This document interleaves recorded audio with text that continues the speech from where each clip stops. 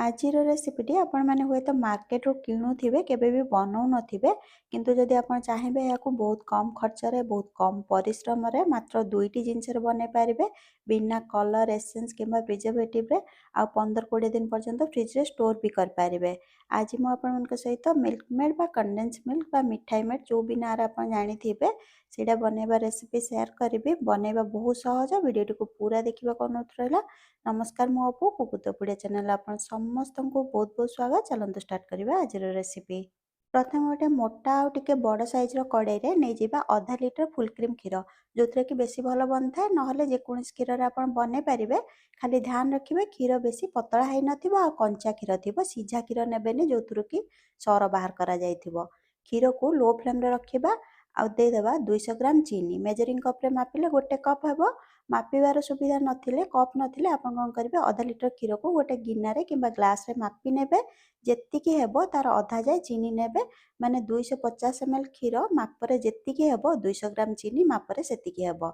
एही रेसिपी रे सठिक माप बहुत जरूरी सेति लागि एमदी मापिकी नेबे। एबे फ्लेम को हाई रे रखिबा आउ थरे फुटी आसीबा जाय लगातार गोळेबा नले तळु लागि जिवो। एथिरे बेसी किछि दरकार नाही, खाली क्षीर आ चीनी रे बनी जिवो किंतु लास्ट रे गोटे चिमटा सीक्रेट जिंस एथिरे लागिवो। आउ किछि छोट छोट टिप्स को फॉलो करिया पड़िबो सेति लागि वीडियो पूरा देखिबा को अनुरोध रहला।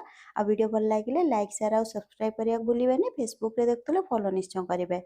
थरे भला बे फुटी गले क्षीर फ्लेम को टिके कम करिबा जेमिति कि जोरे फुटुथिबो किंतु बाहर को जाउ नथिबो। आ लगातार गोळेबा बिल्कुल भी छाड़ीबानी। साइड रे लागुथिबा सर को मिसे नउथबा नले राबिडी परी लच्छादार बनजिवो। जेते चौड़ा कड़े नेबे आ फ्लेम को टिके अधिक रखिबे सेते जल्दी बनी जिवो। खालुआ कड़े हेले टिके अधिक टाइम लागिवो। धीरे धीरे यह जिते गाढ़ा होगा लगे से यार कलर भी चेंज होगा लगे। आपण मैंने देखिकी जापे देखो एतिकी गाढ़ा हेले गोटे चामच बुड़े देखिए चामच पछपटे गोटे लाइन देले लाइन परी बनूथिबो। एतिकी गाढ़ा रखिबा कारण ठंडा हवा पर आहुरी गाढ़ा बनजिवो। एबे आमे गैस बंद करिकी खाइबा सोडा जोटा कि आमे पकुड़े देई थांती सेइथिरु मात्र गोटे चिमटा एथरे देबा। बिल्कुल भी अधिक देबेनी, टेस्ट खराब हो जिवो। आ भल भाबे मिसेई नेबा।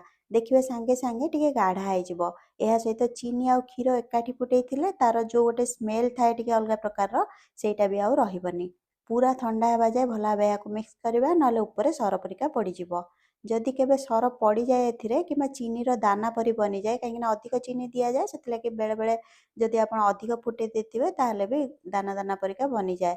एमिति हेले आपण कोन करिवे टिके गरम करिके याकू हल्का पतला चा छंकार भल भाबे छांकी नेबे आ गोळे गोळे की ठंडा करिवे। एहा जेते ठंडा हेबो सेते गाढ़ा हेबो आ कलर भी यार गाढ़ा हेबो। गोटे दिन पर कलर आहुरी भल आसीबो। एथिरे मार्केट परी कलर हेबनी काहेकि ना से माने कलर देई थांदे आमे बिना कलर रे बनेइछंती।